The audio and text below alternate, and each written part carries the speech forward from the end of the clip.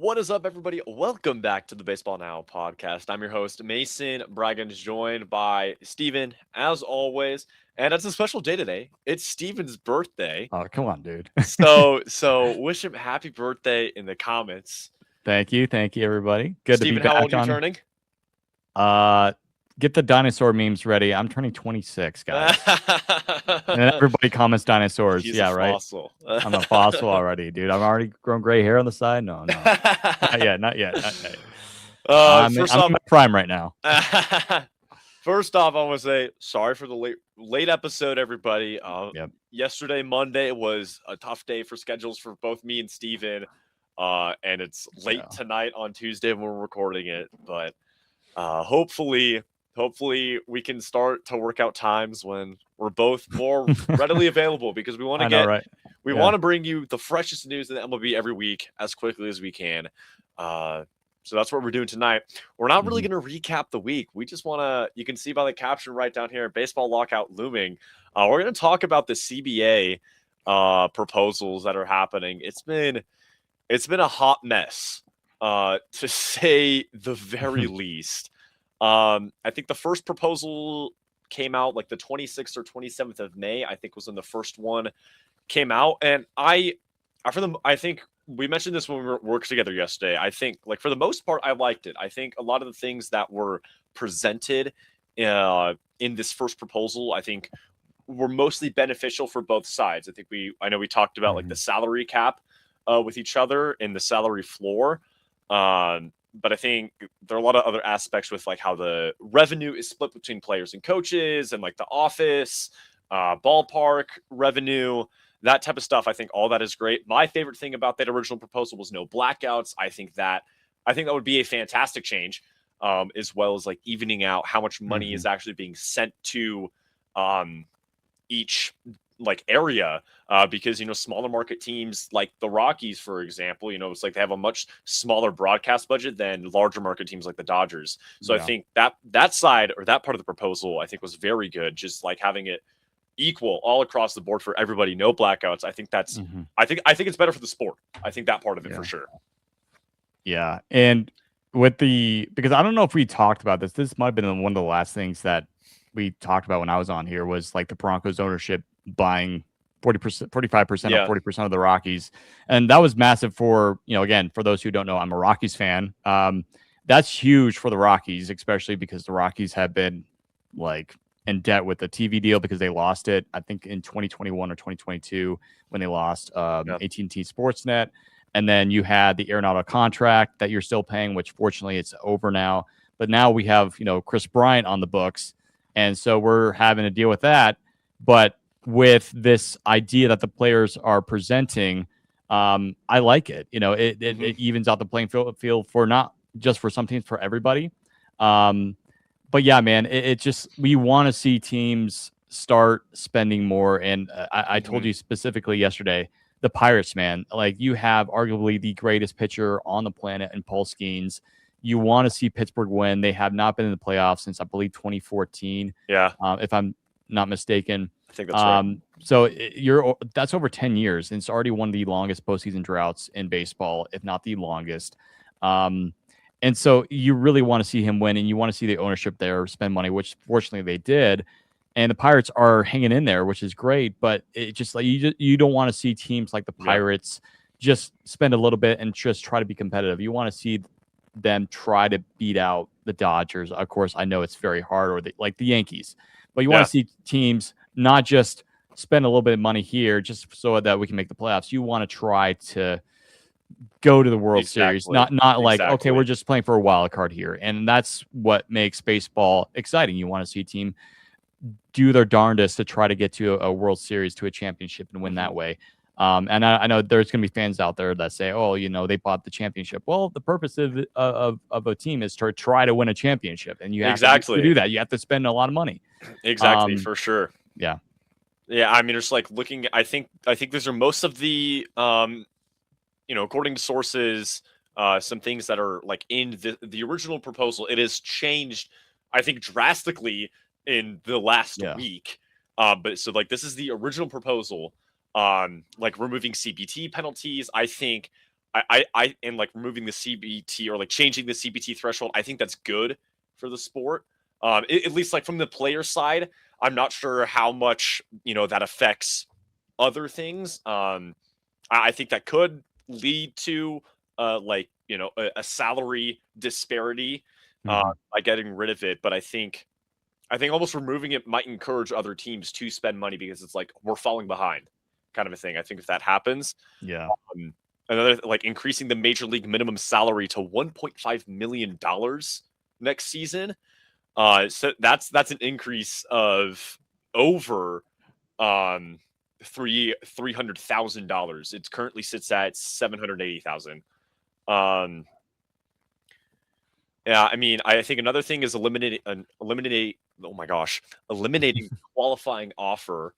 I think that's good. Honestly, I think the MLB draft, I think, is probably the most cooked sports draft system. I think it's horrible. Like the first couple rounds are fine, but then you have like all the competitive balanced draft picks, and it's CBA like picks. It's I think I don't know.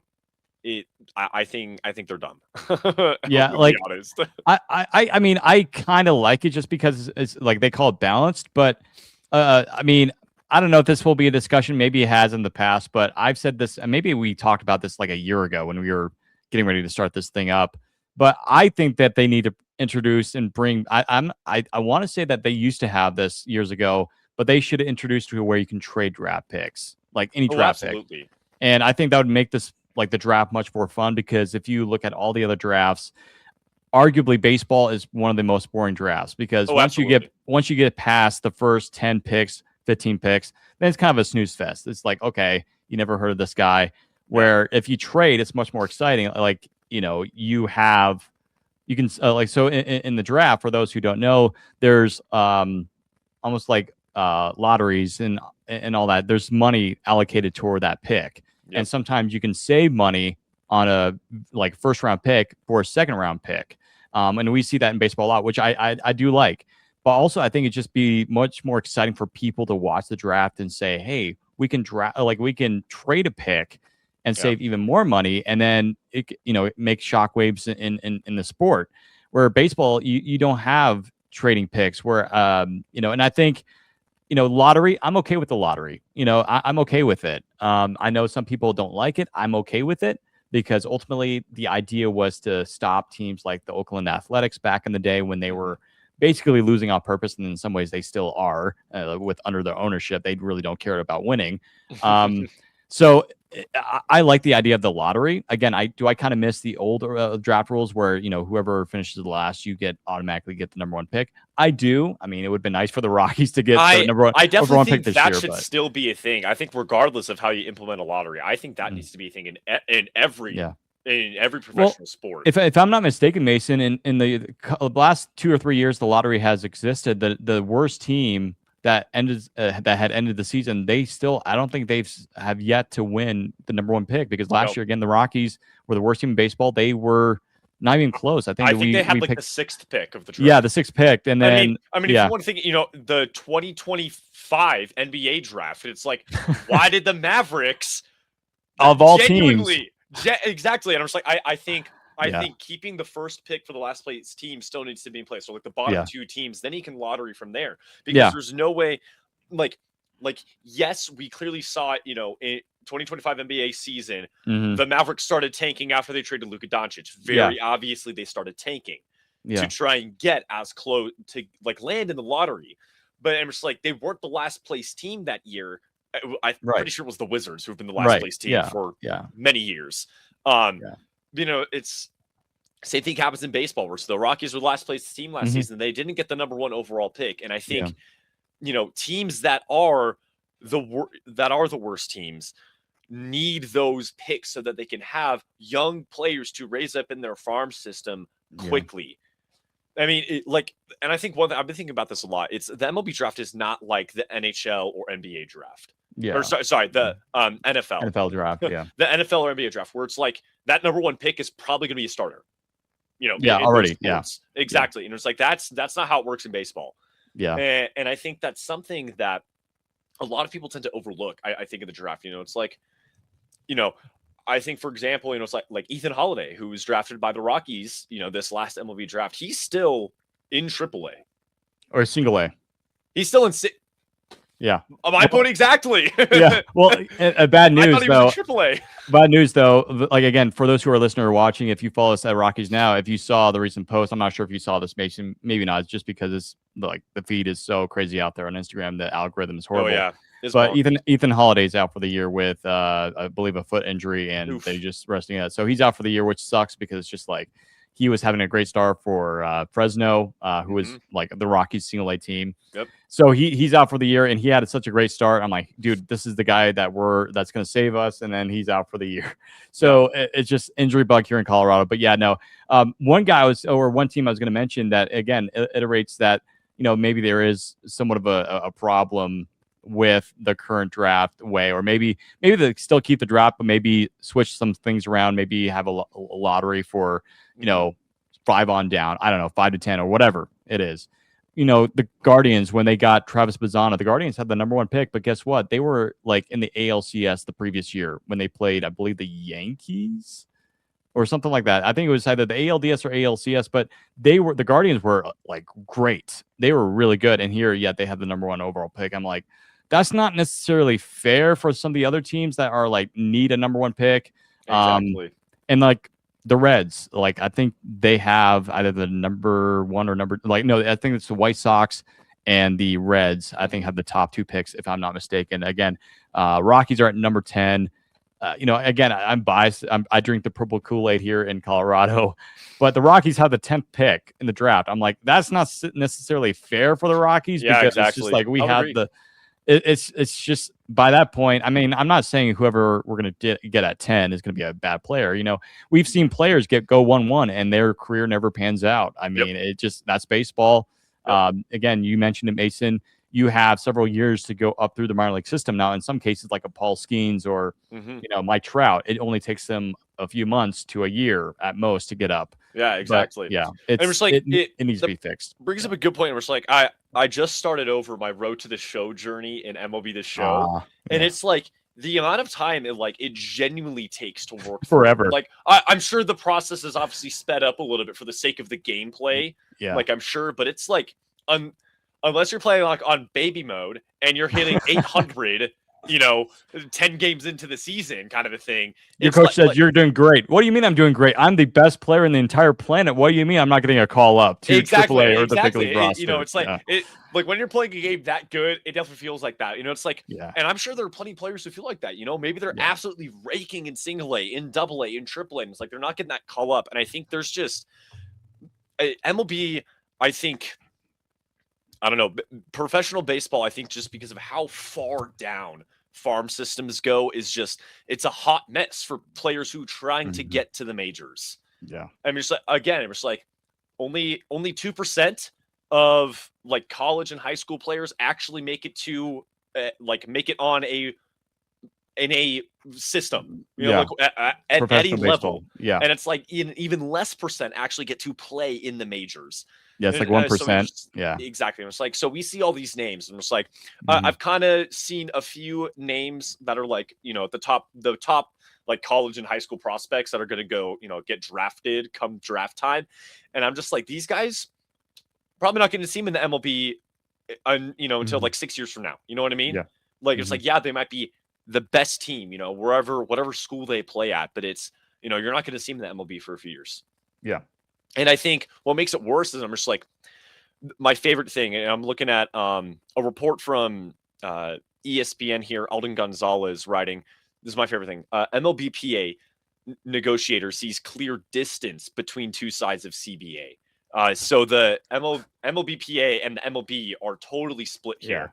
The second paragraph of Gonzalez's article, Meyer, the Major League Baseball Players Association interim executive director, said the league, quote, effectively managed to cobble together the worst system for players in any major sport and not even close, unquote.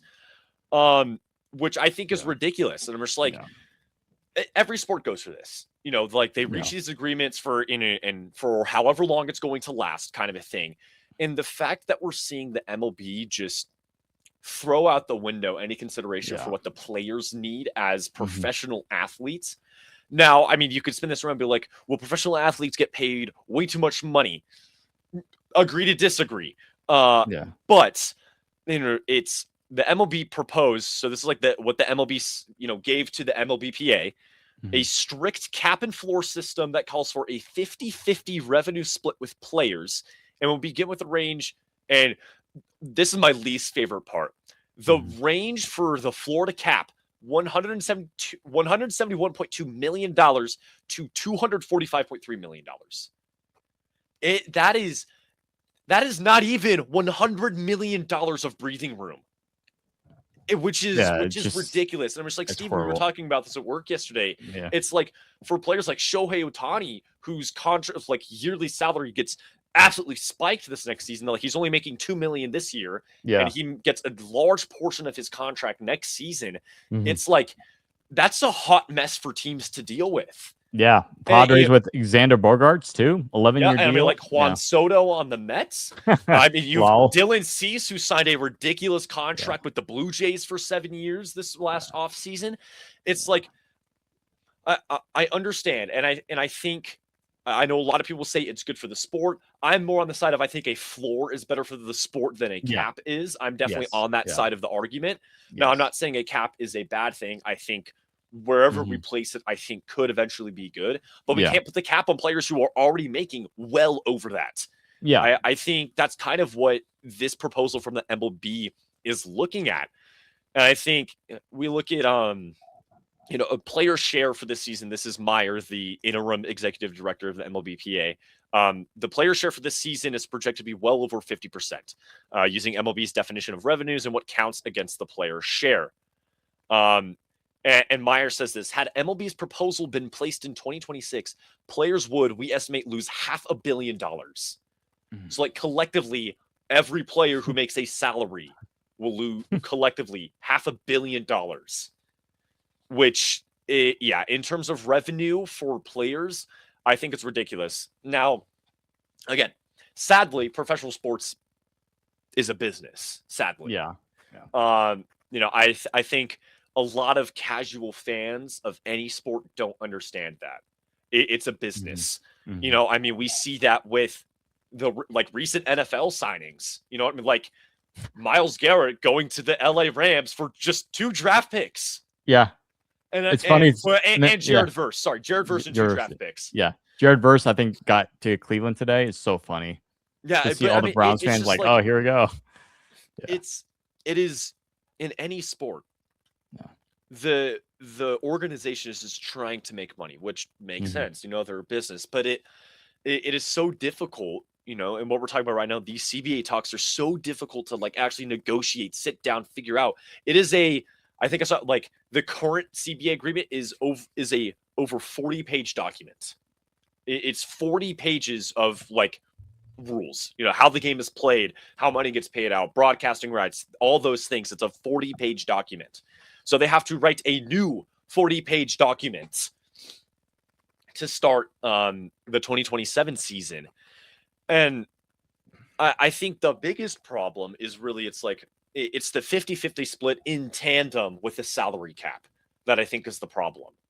It's like I don't think you can have both because of how little money and you would have to force franchises to pay their players.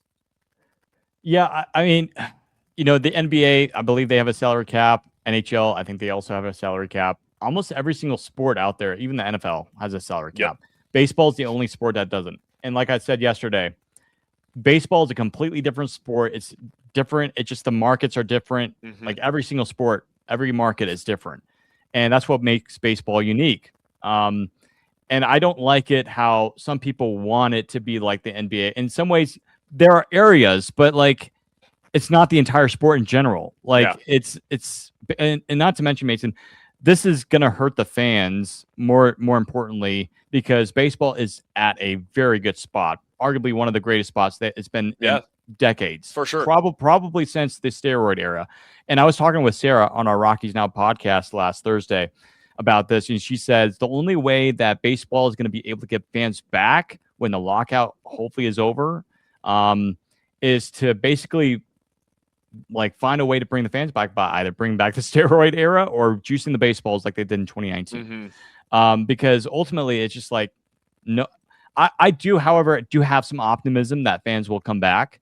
But at the same time, though, you're talking about, I think, again, I am very much an optimistic person. I like to be optimistic, but the most optimistic I can get is that we're not going to get any baseball next year. And that's being optimistic because there's even talks that it could continue going into the off season of 2027. And this is like horrible. Like, if you thought 2022 lockout was bad, wait till this one. And I remember Jeff you thought the 1994 lockout was bad when they literally canceled the World Series and the Expos were supposed to. Yeah, the Expos were gonna. A lot of people had the Expos winning that World Series. That's before, for those who are a little older generation, that with the Expos were still around. They had Larry Walker on that team, Rockies legend. But yeah, I mean, it's just. And I asked Sarah because she was obviously alive, other than myself and you, Mason, because we were not born yet. But she said it was so weird not to have baseball that year, and it was bad. It was bad. And ultimately, what brought fans back was guys like Sammy Sosa, Barry Bonds, in the late '90s, early 2000s when Barry Bonds was on the Giants and all that. So. It's baseball. It needs to have a plan, man. And it's just like they need to have the fans in mind. And I just feel like sometimes it's not in the mind of both of them. It's just it's almost like, it's going head to head. And it's just like, what about us? And, I'm a part of a fan council. And one of the things we've been talking about is what about the fans? Can we have a voice on what we would like to see? And, absolutely. So it's sad, but we're in for it. But yeah, it's some of these proposals, man, are like, other than some of the player ones, I don't mind. They're actually kind of good, like you said at the start.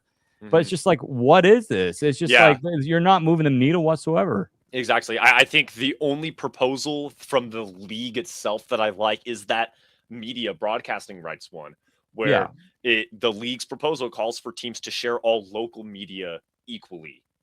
Like I said right at the very beginning of this podcast, where it's like every team has the same amount of money that they have to spend on broadcasting, and I think that's a very good thing. But the MLB PA proposes like an economic plan designed to get players closer to their true value at all levels and quote reward and incentivize competition. I think what the MLB PA is proposing, I think, would bring more fans to the sport. It would work. Yeah, absolutely. I think with how they're like trying to manage the economic like thresholds, cap floor, whatever it is, how salaries get paid out, how much certain types of players make, yada, yada, that type of thing. If it's designed to make teams more competitive, that will bring more fans to the game. Absolutely. Like 100%. And the owners are like, the bad owners are like pointing fingers at the Dodgers saying, hey, they're doing too good. We don't like it. Well, spend more money. Well, we don't want to. Well, absolutely. It's just like, first of all, like they're both not even talking about the same thing. That's the issue, Mason. It's funny. They're like, okay, let's talk about this. Okay, let's talk about it. We want to do this. And the owners are like, well, we want to do this. Wait a second. We're not even talking about the same subject. You see what I mean? That's what's happening. And it's just like, we're not going to move the needle. And so it's just like, let's talk about the same issue. And it's just like, for the owners, it's for the Dodgers. And here's the thing. And I think you mentioned it, Mason. The Dodgers were just 2 outs away from losing to the Blue Jays in the World Series. And not to mention, you guys were down 3-2 in the World Series last year. And you could have lost Game 6. And we're just goated with the sauce. You got Miggy there, man. Miggy Rojas. But it's just like the Blue Jays almost took down the Dodgers, and there was almost no, repeat. And you look at the Yankees winning in 98, 99, and 2000 because the Diamondbacks broke that in 2001. And people didn't like that then. But was there any sort of argument for we need to change this up? No, I don't think there was. I mean, again, but people, that's what's so great. There's dynasties in baseball, and we're not going to talk about this because you could argue about NBA and how the refs wanted the OKC the dynasty, and by the way, go Spurs, go Spurs, go Spurs, Spurs up, baby, go Spurs up. But it's just like they're like. Baseball is, again, we'll talk about this. Will be another episode, but baseball is so hard to rig. You can rig it. There. Don't get me wrong. You can rig the game, but it's much more harder. Framber Valdez gets suspended for it, like gambling on himself. Right. However, I will say that, like, out of all the sports, I think baseball's the more difficult to rig than, you know, the NFL, NBA. You can see, again, flopping. It's been a problem for a while, especially last year. I don't think OKC deserved to be in the finals last year.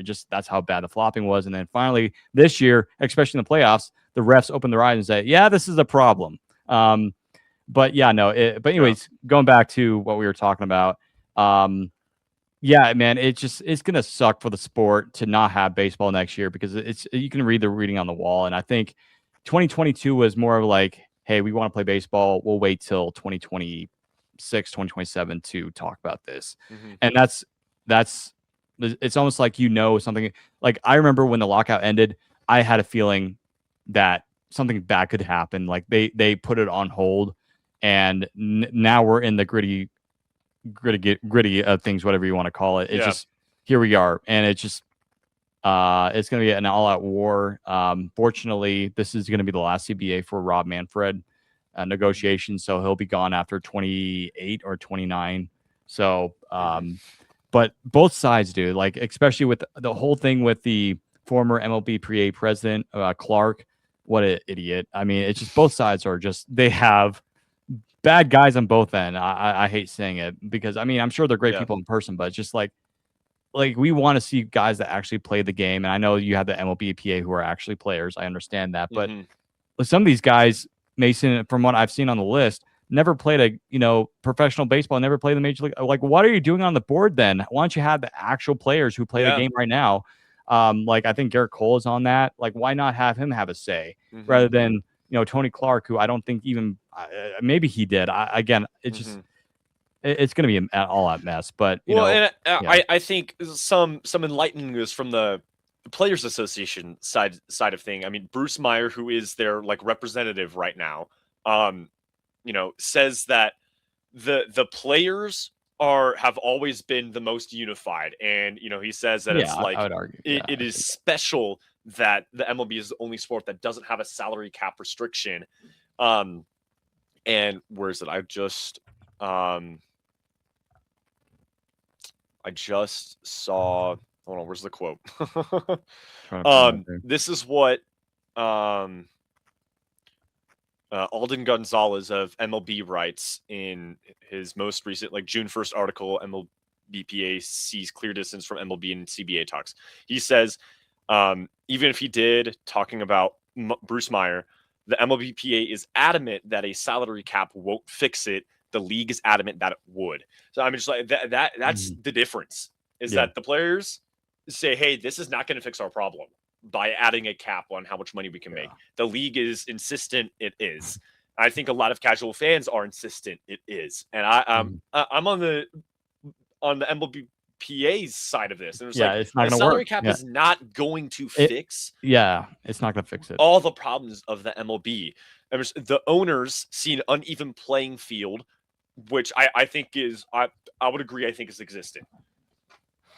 I would very much so agree. And they, pointing to the fact that small market teams have not won the World Series in 11 years. And then 31 of the last 40 teams to reach league championship series from 2015 to 2025 hailed from the industry's 15 largest markets. So, I mean, it's, I don't know. I truly think, I think the owners are kind of just blinded by, it's our team not winning. Yeah. Rather than do you truly care about winning? Like, do you care about your team winning the World Series? Do you want to raise the Commissioner's Trophy? And I think all of them would say yes, but how much are you willing? Are you willing to put in the cards and do even for some of the small teams? Like, again, I'm sure I've iterated multiple times. For the smaller teams, why don't you try to be a Billy Bean? Even if you don't have a lot of money, just try to, create chaos, spend money, even if it's risky. I mean, Oakland Athletics, 2002 or 2003, whatever year it was, the Moneyball year, they look at their salary. I don't have the exact numbers, but they went up against the Yankees in the ALDS that year. And that's when the Yankees had their dynasty still going on. But it just try to find ways to win rather than just they're making excuses. Crying. Yeah, like making this case saying, "Oh, the Dodgers are ruining baseball," when they really don't have really nothing to do about your team. It's all about you not spending the money Yeah, and exactly. I or think spending the wrong ways, spending the money the wrong way, like the Rockies. The Rockies are the problem, and fortunately, I don't think we won't be the problem anymore because we have better people in the front office and we have the Penner ownership group now coming in. Well, I mean, and the Rockies aren't even the lowest spending No, team like in the league. It's we're the mid. Marlins. Yeah, we're right around the mid. But I feel like fortunately, again, for the Rockies fans out there who are listening, saying the Rockies don't spend money. No, the Rockies do. They do spend money. It's just that they spend it in the wrong places. That's the issue. Yeah. Where teams like Pittsburgh, Miami, even Cleveland, like they have great front office people. It's just their ownership doesn't spend. That's the issue. Like I don't want to hear people say, well, no, it's the ownership is how much they care about winning. And yes, they might say that they care about winning, but how much are they willing to spend? These multi-billionaire guys that have these yachts in Monaco, and they barely spend a dime on free agents to help their team win, and like have these lousy offers for a player that is well worth more than that. Yeah. So that's the issue that needs to be solved, and I think the players want to solve that and say, hey, we want to help you. We want to create more excitement rather than because it's like, well, why everyone want to go to the Dodgers? Well, first of all, the Dodgers know how to spend money. They spend money well, and they know how to win. Exactly. Like if I was a player, if I want to go to the Pirates or the Dodgers, which team do I want to pick? It has a more higher chance win of the World Series. It's going to be the Dodgers. It's not because, well, let's ruin baseball. No, I want to win a World Series. That's the dream of a player, and that's why the MLBPA exists. And so, guys, like, get off your high chair. Like, exactly. And I'm just like, what the MLBPA is really trying to get at. I mean, Bruce Meyer says this quote: under our revenue sharing proposal, teams would share more revenues and the lower revenue teams would get more, period, full stop, unquote. Yeah. And I think really, I'm just like, a lot of people are like, especially I think in modern sports, we're seeing like a resurgence of the individual, instead of the team, it's like where I'm going to go to this team because I have a higher chance of winning the championship with this team. Like I'm going to have more opportunities to win this trophy, this accolade by being in this city kind of a thing. Like we're seeing a resurgence of the individual in sports. And I think a lot of people will point to that problem or that being a part of the problem. And I'm fully against that idea. I think individualistic sports is not the problem. I mean, because you still have plenty of players who are loyal to one team. Clayton Kershaw, who just retired, spent his entire career with the Dodgers. And there are still players out there who are like, I'm going to spend my entire career with this team. Or you have players who are just like, I'm going to go to whichever team pays me the most money, or offers me the best deal, kind of a thing. Like you see that all the time. Or you have players who are like, I'm just going to go to I'm going to try and make my way to the team I've wanted to play for since I was 8 years old, kind of a thing. But it was like, it's what the MLBPA, it exists for the players of the sport. It's not the owners who exist for the players of the sport. It's not the offices who exist for the players of the sport. It's not the fans who exist for the players of the sport. The MLBPA exists to make the sport better for the players. Because if the sport isn't fun for the players, it's fun for nobody. Yeah, I think just flat out bottom line, if the players don't have fun playing the sport, whether it's they aren't getting paid enough, or the rules aren't great, or officiating is terrible, so on and so forth, a multitude of reasons, whatever it is. If the players don't find it fun, the fans won't find it fun, and then everybody is not going to have money. Then what's the point of playing baseball? Exactly. But like the great thing about baseball now, where we're such at a good point right now, is the ABS system, which has been great for baseball. Oh, like people love it. And then obviously the pitch clock that was implemented right after. How many times I do this when I go watch my little brother's baseball games? Like I'm sitting kind of close behind home plate, and I'm like, no. Or just like in random life, just like, hey, if you feel like that, like somebody did you wrong or whatever, just like challenge that. It's been awesome to see that. It's been awesome, and people love it. And so, with not having that next year and just whatever, it's going to be bad. But again, I am hopeful, though. I'm trying to remain hopeful that baseball will be back to relevancy in 2028. Like hopefully by that, I think by that time, there's going to be some urgency. But and that's the thing. Like I'm thankful that there had already been talks, but again, it's just there needs to be more urgency. But just we're like 6 months away, yeah, and like almost exactly 6 months away from the yeah, current CBA expiring. yeah, and it's just like the conversations have been pretty much like talking to a brick wall Yeah, from both sides. Like nobody absolutely. wants to listen, nobody wants to agree with anything. Mhm. And I think the nice thing about the last time that we had a lockout, which was in the offseason of 2021 going to 2022, is that they started off with small things that they could agree on. That's what they should do. Oh, I'm not. absolutely. I'm not sure what they're going to talk about. I would assume. I think one of the things that they might discuss, I think that they mentioned last time in the lockout was the international draft pool money, whatever. I feel like they kind of already solved that. I mean, it's not necessarily a huge issue. I feel like, but yeah, like just start off with small rather than just jumping for the big nuggets here. Just try to find some common ground. That's the most important Absolutely. thing rather than acting like this is a divorced marriage, which it already is, and you're trying to put it back together. And Yeah. it's like, hey, it's just like, guys, just at first try to find common ground Mhm. and then work from there. Do what you did Yeah. last time, and that's what they did. And we got baseball, and here a lot of people thought we weren't going to have a regular season 2022 until like later in the summer. We actually were only 2 weeks late that year, so Yeah. try to find common ground here. That's the point. But yeah, overall, the first couple discussions have not been great. But hey, if anybody's listening from the MLB PA side or the owner side, just think about the fans, and Yeah. but at the same time, though, try to find common ground with each other because Mhm. ultimately both sides, or at least one side, loves the game. I know the players love the game. That's why they do Exactly. it.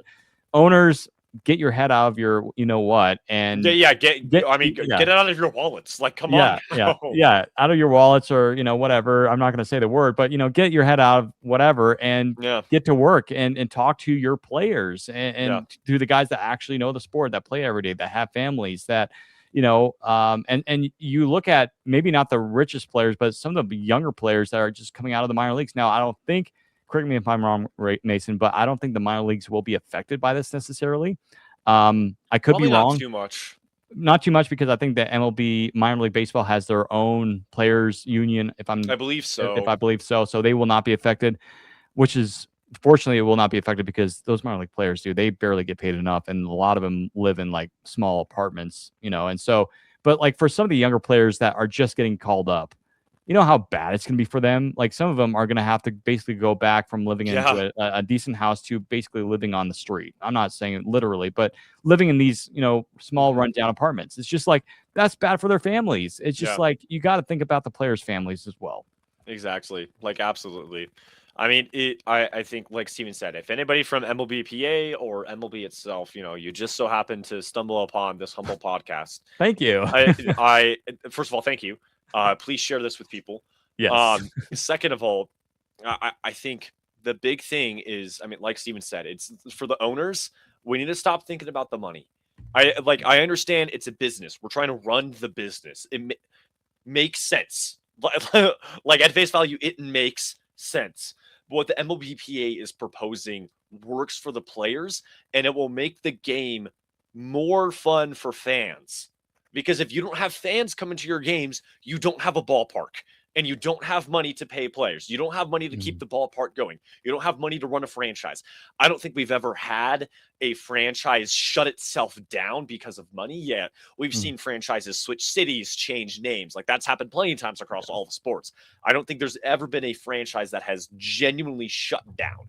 Maybe early MLB, like like in the 1800s before it became the MLB, Mhm. colloquially in 1901. Yeah. But it's we don't want that to happen. Right. And I think the longer that the MLBPA and the MLB spend split on this idea, the more likely that seems. Like we don't don't get me wrong. It's kind of like I saw this video on YouTube. It's like small YouTubers are good for YouTube, that Mhm. kind of a thing. You know what I mean? We're Yeah. just like Yeah. because it's like nobody really knows who they are, kind of a thing. Like Yeah. I think the Yeah. same thing can be applied to small market teams. Yep. Like, sure, some small market teams aren't the smartest with money, and they Mhm. might, they might be the problem. I think small market teams are the problem that we're seeing with the salary floor, salary cap argument. I think small market teams are the problem. or at least teams that don't spend money. Right. Yeah. But, it's like small market teams are good for baseball, especially, and it's like, it is electric going to a Rockies home game and they win. Like, it is for, like, the stadium is almost sold out. You get there at 6:10 p.m. It's sold out. Everybody's in their seats. It's like, or everybody's in their seats by the third inning kind of a thing. And by the eighth inning, half the stadium is gone. Yep. But man, if the Rockies win that game tonight, the Coors Field is loud, dude. And I'm just like, I'm saying it's like that energy you get from small market teams winning games, or like, the teams who aren't doing well winning games with fans who have been passionate, diehard fans for years. You're not going to get that anywhere else, but you're going to lose those teams if you don't have money. Yeah. And it's like the Marlins, who spend the least amount of money on their players. You know what I mean? It's like, I don't know what their management is like. I don't really follow the Marlins like that. Yeah. But, it's, if we don't have this agreement, or like we go to that 50-50 split, like the MLB originally proposed, it's like the players, who already don't get paid a lot of money in Miami are going to be like, what the heck? Get me out of here. And then they're going to lose, they're going to lose star players, or players that they were hoping that were going to be stars. Yeah. It's just like, I don't know. I feel like I'm just walking in circles with what I'm trying to say, but it's just like, it will end up being so much worse if there isn't, if the MLB's owner's side is what gets agreed upon in the CPA. I truly feel that. Yeah. I mean, Miami, you mentioned it. You look at their stadium, nobody goes to the Marlins games. And not because they don't like the Marlins. I think Miami is a great city. Now, maybe it's not the greatest location for a baseball team because it's not usually Florida. Southern Florida is not known for, or Florida in general is not known for baseball. They love their basketball, college football, whatever.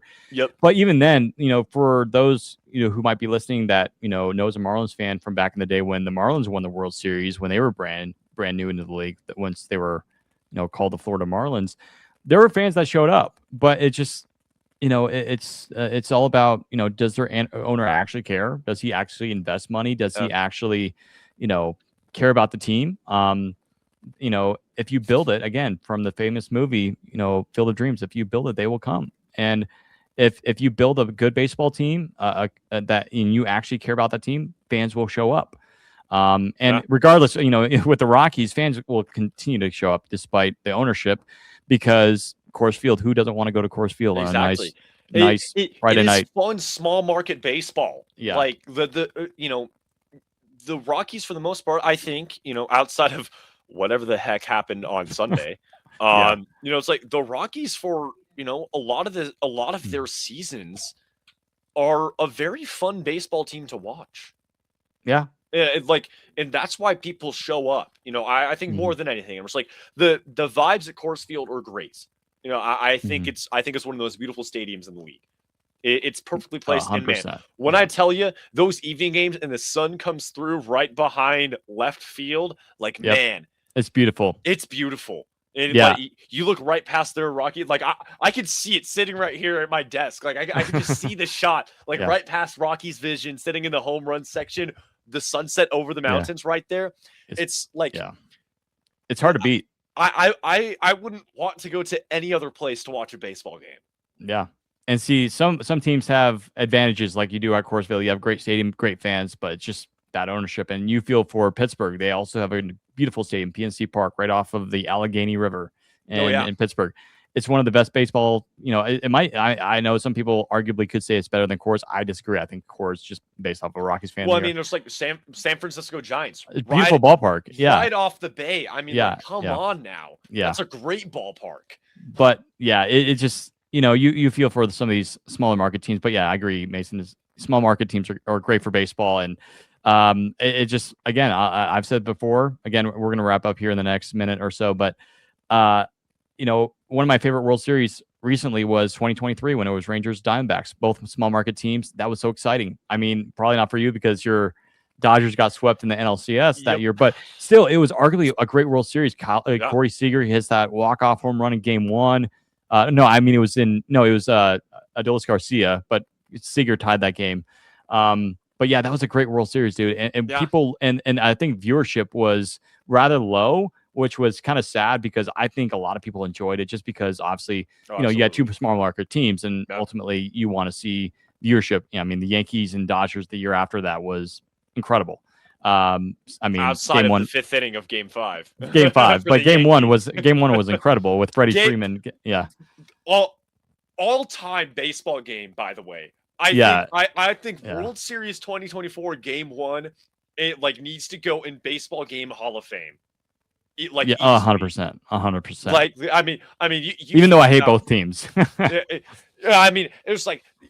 Yeah, I mean, just like there are so many great moments that come from this sport. A lot of people are like, "Oh, baseball's so boring. This sport sucks to watch." Like nothing happens. I'm just like, then you have not sat down and actually gotten invested into a franchise, gotten invested into a game. The baseball. This might be an incredibly hot take. I think baseball playoffs are the best sports playoffs.